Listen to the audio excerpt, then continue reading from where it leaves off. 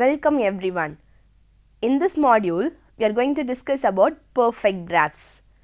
Along with perfect graphs, we also discuss some applications of perfect graphs. The theory of perfect graphs relates the concept of graph colorings to the concept of cliques. Aside from having an interesting structure, perfect graphs are considered important for three reasons. First, several common classes of graphs are known to always be perfect. Second, a number of important algorithms work only on perfect graphs. Finally, perfect graphs can be used in a wide variety of applications ranging from scheduling to order theory to communication theory. Now, we are going to see a special graph called house graph and we are going to list down all its characteristics. First, let us recall the definition of a graph. A graph is a ordered pair V of g, E of g. The elements of V of g are called as vertices and E of g is an unordered collection of distinct pairs of vertices and we call the elements of E of g as lines or edges. Now, let us see about house graph. This graph is called as house graph because the structure of this graph looks like house. Whenever we are asked to draw a house during our childhood days, the immediate structure that strikes our mind is this one.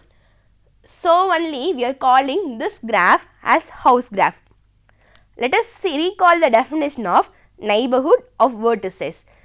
The neighborhood of vertex A, say, is a set of vertices that are adjacent to the vertex A.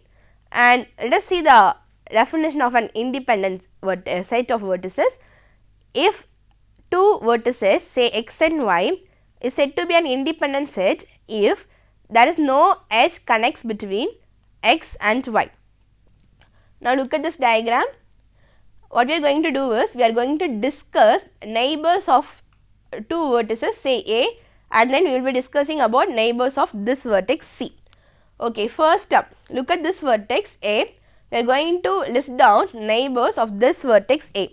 So, the neighbors of this vertex A, as I said earlier, are those vertices which are adjacent to this A. That is, B and E are neighbors of this A. Now, look at C here. Neighbors of C are D, E and B. So, now we actually learnt about neighborhood definition, we actually recalled and we have found the neighbors of A and C. Now, let us find out the independent set of vertices in this graph. Okay. So, we already know every singleton set is an independent set, that is, if we consider A alone, that is an independent set. If we consider B alone, that is also an independent set. Every singleton set forms an independent set. Now, look at here, if I consider C and A, that is also independent. Why?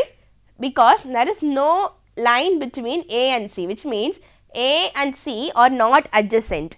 Independent set is a set of vertices which are not adjacent to each other, which means A and C forms an independent set. Similarly, if I consider A, D, that also forms an independent set. So, in independent set, we are interested in finding maximal independent set and its number. Next, we will recall the definition of clique first. A clique is a set of vertices in which every vertex is adjacent to each other. That is, you have to collect the collection of vertices. From there, if I consider any vertex, that vertex should be adjacent to rest of the vertices, that we call as clique. And clique number is the number, actually is the cardinality of the maximal clique set. So, here we are going to find clique and clique numbers.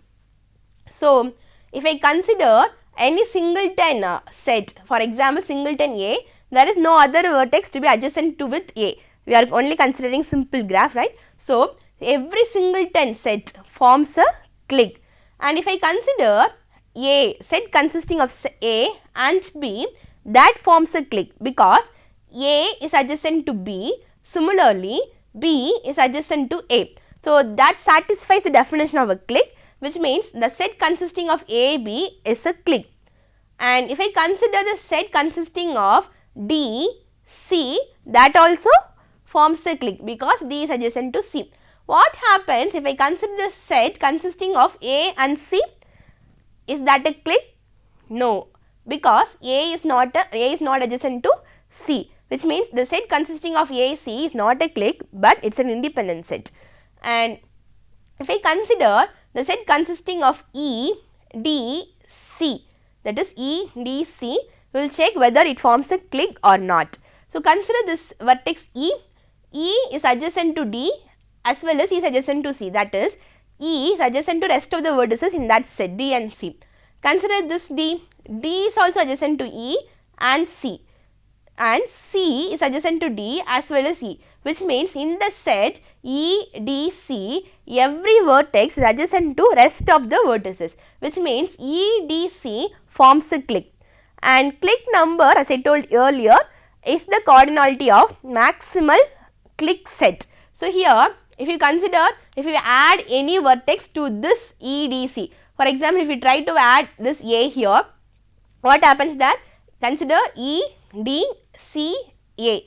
A is adjacent to E, but A is not adjacent to C as well as A is not adjacent to D, which means this does not form a clique. That is, if we add a vertex to the set consisting of E, D and C, that won't form a clique, and eventually we cannot find a set that consists of 4 vertices and forms a clique, which means the maximal clique consists only of 3 elements, 3 vertices. Therefore, the clique number for this graph is 3. And let us look at the coloring or edge coloring as well as vertex coloring. The definition we already discussed. When we color vertices, we have to be very careful that each adjacent vertices should get the different color. That is, we cannot give the same color to the adjacent vertices. Similarly, for the edges also, if we try to color an edge, we have to give we have to give different color to the adjacent edges, and here we are interested in finding minimum number of colors required, right? So here for this graph, for this house graph, I am gonna color the vertices as well as edges. I am gonna find the chromatic number as well as chromatic index. Let's color the vertices first. So here I am gonna start with A. So I am giving the color C1 to A. As E and B are adjacent to E, I cannot give the same color C1 to E as well as B. So I am going for different color C2. So I am giving C2 to both B and D as E and B are not adjacent to each other. Now consider this C. C is a vertex that is not adjacent to A. So I can give the same color C1 to C also. Now listen. So look at this D. Already I have given C1 and C2 to C and E, and both the vertices C and E are adjacent to D. So I cannot give the same color C1 and C2 to this D also. I am going for different color C3. That is, the minimum number of colors that is required to color the graph, that is for color the vertices of the graph is 3. Therefore, the chromatic number for this house graph is 3. Now I am going to color the edge. For coloring the edge also, consider this CB.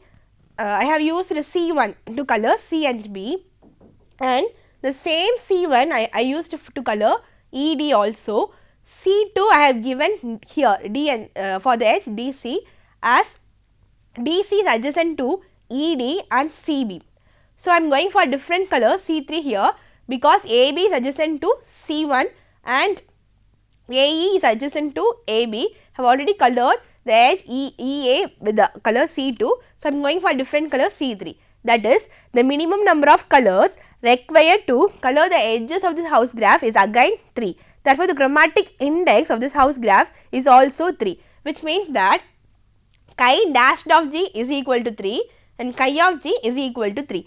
We already seen the clique number, right? So I told you the clique number is nothing but the cardinality of maximal clique set that we denote by omega of G. So here omega of G is also 3. From here I am going to tell the definition of perfect graphs. The perfect graphs are graphs which has click number and chromatic number as equal. That is, click number and chromatic number of a perfect graph should be equal.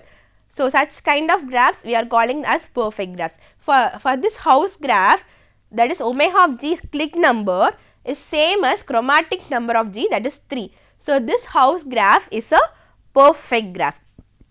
Now, let us look at the complement of this house graph, G complement. So, I draw this G complement by making use of this graph G, that is whenever A, B are adjacent in G, in G complement that should not be adjacent. So, here A and B are not adjacent, you can see here, as well as here A and C are not adjacent. So, in G complement of course A and C should be adjacent. So, the complement of this house graph will look like this only, G complement. So, this is again N is 5 and M is 4, and here I can color this graph by using only 2 colors. So, that is a 2 coloring graph, and the same way we used to color this house graph, that same way we used here.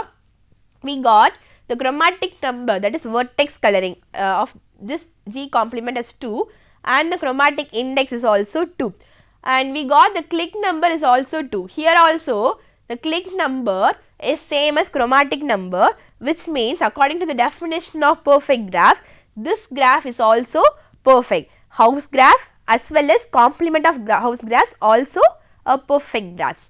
So, here we actually list down all the independent sets of house graphs, not all, some of the independent sets of house graphs, and alpha of G is nothing but the cardinality of maximal independent set. So, here the maximal independent set will comprise of only 2 elements, therefore, alpha of G is equal to 2, and we list down some of the click of this house graph, and we got that click number, that is maximal cardinality of maximal click set, that is 3, and coloring, the mapping that we have given for the house graph are listed here.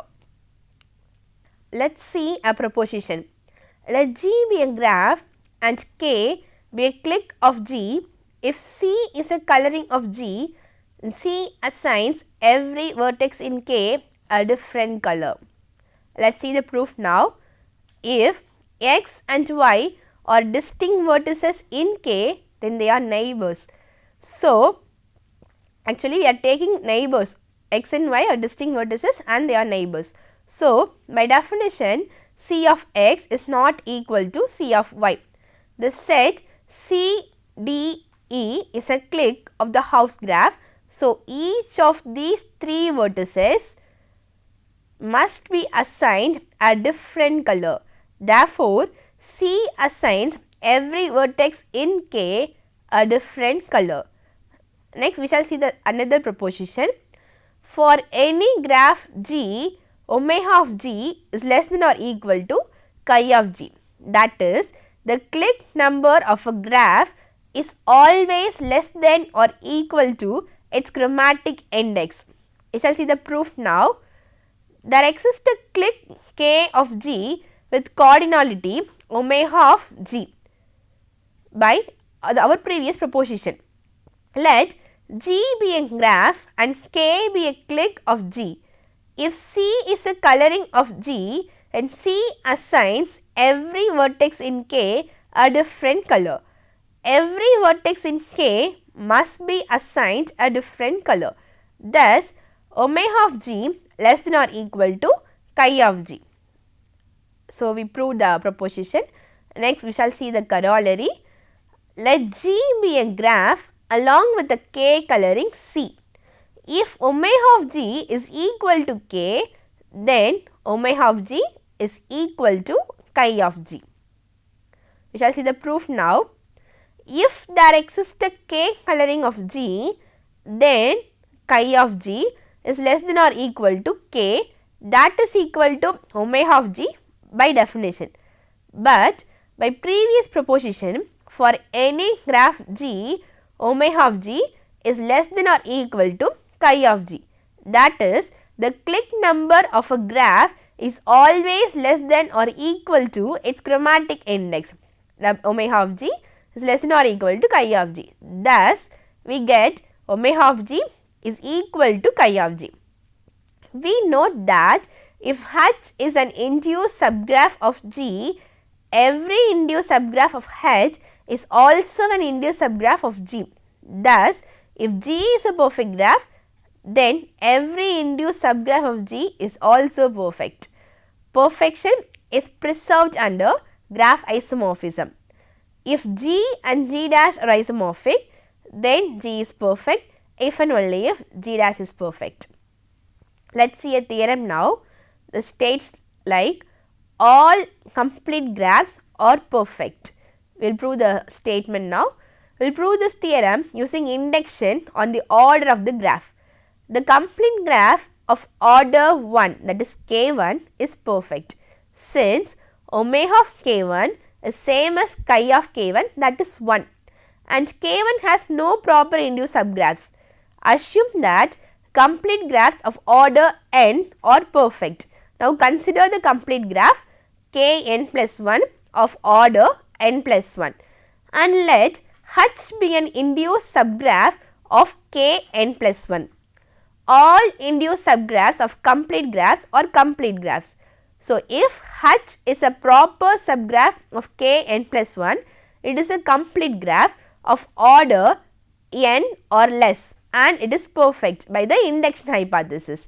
Thus, omega of H is equal to chi of H.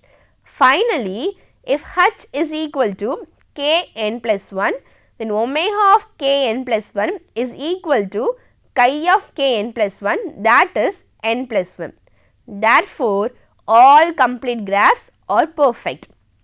We shall see the definition of open chain now. Let G is equal to V comma E, that is ordered pair V comma E. G is an open chain if V is equal to set consisting of V1, V2, etc. Vn, and E is equal to ordered pair V1, V2, it is an unordered pair V1, V2, V2, V3, etc. Vn minus 1 comma Vn. And look at the figure. In that figure, an open chain of order 7 along with the 2 coloring is V1 is colored red if i's are odd and is colored blue if i's are even. Let us see another theorem. All open chains are perfect. Look at the proof now. Let G is equal to V comma E be an open chain. Let H be an induced subgraph of G. There are two potential cases. Case 1, H contains no neighboring vertices. And look at the figure that is on the screen. If H contains no neighboring vertices, then omega of H is equal to 1. The function C of Vi is equal to red for all V in H, all V or Vi's in H is a one coloring of H. By corollary, let G be a graph along with the K coloring C. If omega of G is equal to K, then omega of G is equal to chi of G. So, omega of H is equal to chi of H. So, let us discuss the second case now. If H contains neighboring vertices, look at the figure that is on the screen now. There are no cliques of size 3 or greater. So, omega of H is equal to 2. The function C that is defined as you can see on the screen now is a 2 coloring of H, and so chi of H is equal to omega of H. The function is defined C of Vi is equal to red if I is odd and that is equal to blue if I is even. Now, we shall see some of the applications of perfect graphs and the perfect graph theorems. First theorem, the house graph that we saw already is perfect. We already seen the example and illustration. So, we will see the formal proof now. Let G be the house graph. G is equal to V comma E, where that set E is equal to say element E comma B, B comma D, D comma A comma C. G is an open chain. By theorem, all open chains are perfect. So, G is perfect. A graph is perfect if and only if its converse is perfect. It is this theorem is called as weak perfect theorem. Therefore, G is perfect because the complement of house graph is also perfect. Let us see the definition of comparable and incomparable.